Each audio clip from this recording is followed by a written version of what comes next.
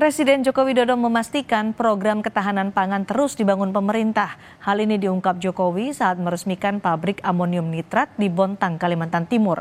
Jokowi menegaskan dengan beroperasinya pabrik ini, maka bahan baku untuk pembuatan pupuk yang sebagian besar masih impor bisa dikurangi. Jokowi menyebut dengan bahan baku pupuk yang diproduksi dalam negeri, maka akan berdampak dengan turunnya harga pupuk. Pupuk menjadi salah satu faktor untuk menunjang program ketahanan pangan agar Indonesia bisa berdikari.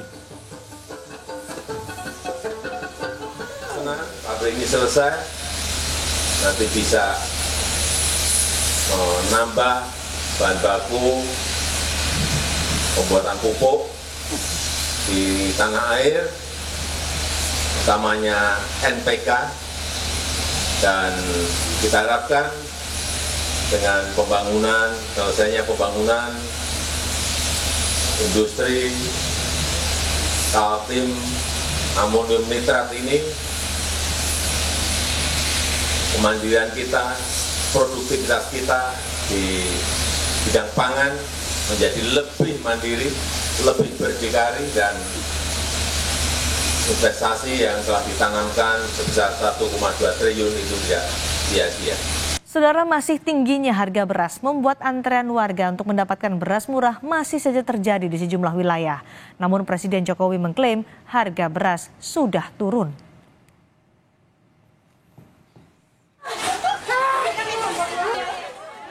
Situasi antre warga berdesakan untuk membeli beras murah terus terjadi akibat kenaikan harga beras. Kini banyak warga di sejumlah daerah memburu beras murah dari berbagai operasi pasar, baik beras hingga bahan pokok. Mereka rela antre dan berdesakan berjam-jam, bahkan saling dorong untuk mendapatkan beras dengan harga lebih murah.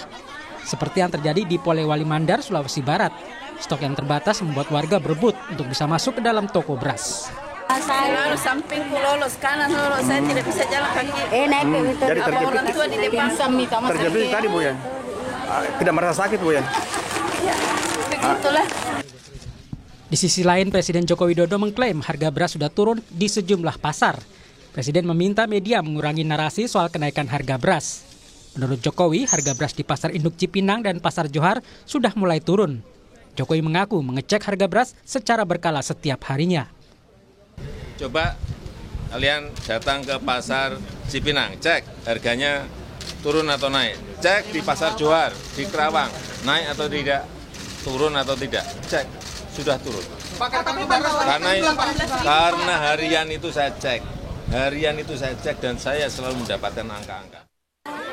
Sementara itu saling dorong juga terjadi di Grobogan, Jawa Tengah.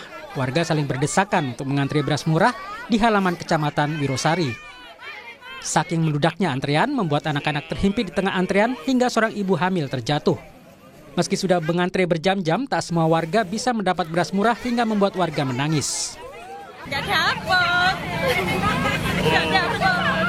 Anak di rumah masih kecil, masih 2 bulan tak tinggal buat dapat beras, tapi malah gak dapat. Antrian warga untuk mendapatkan beras murah juga terjadi di kota Tangerang, Banten. Warga yang kebanyakan emak-emak ini rela mengantri 3 jam sampai mobil yang membawa beras, minyak serta gula datang.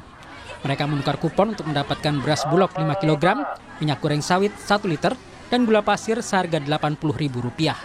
Karena lebih murah daripada di warung. Kalau di warung seliternya 14, 15. Minyak pun juga 16, 17.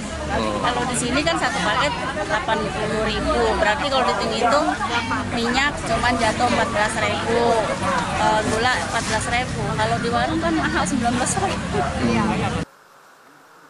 Badan Pangan Nasional atau Bappenas dan Polda Metro Jaya siang tadi mendatangi Pasar Beras Induk Cipinang untuk memeriksa ketersediaan stok beras yang aman dan cukup.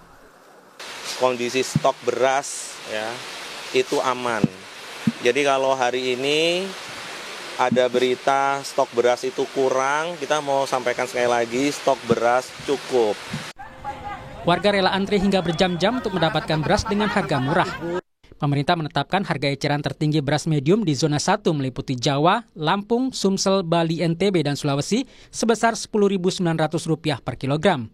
Sementara harga beras bulog yang dijual di operasi pasar murah sebesar Rp10.200 per kilogram. Kementerian Perdagangan mengeluarkan data terkait disparitas harga beras di Indonesia untuk melihat harga beras yang paling tinggi dan rendah di Indonesia. Pertanggal 28 Februari 2024, harga beras medium paling tinggi ada di Provinsi Gorontalo dengan harga Rp17.507 per kilogram. Sementara yang paling rendah ada di Provinsi Aceh dengan harga Rp13.393 per kilogram. Untuk mengamankan stok beras dalam negeri, pemerintah berencana menambah kuota impor beras sebanyak 1,6 juta ton di tahun 2024. Dengan tambahan ini, maka total beras impor sebanyak 3,6 juta ton sepanjang tahun 2024. Impor beras pemerintah terus meningkat. Pada tahun 2020, impor beras mencapai 356,2 ribu ton. Di 2021, impor beras naik menjadi 407,7 ribu ton. Setahun kemudian, impor beras mencapai 429,2 ribu ton. Lonjakan impor terbesar terjadi pada 2023 sebesar 3,5 juta ton dan di tahun 2024 meningkat lagi jadi 3,6 juta ton. Pengamat pertanian IPB Andreas Dwi Santosa mempertanyakan keputusan pemerintah mengimpor beras karena menurutnya cadangan stok beras nasional di awal 2024 masih tinggi. Nah, tapi stok beras nasional di awal tahun 2024 melonjak tinggi. Kalau hitungan saya mencapai 6,71 juta ton. Badan Pangan Nasional menyatakan sampai 7,4 juta ton di awal tahun 2024. Berarti kan stok nasional kita luar biasa tinggi. Tapi kemudian di akhir tahun 2023, di Desember, diputuskan impor lagi 2 juta ton. Pemerintah harus benar-benar memastikan stok beras nasional mencukupi, sehingga kenaikan harga beras bisa ditekan dan tak ada lagi warga yang mengantre beras murah. Tim Liputan Kompas TV.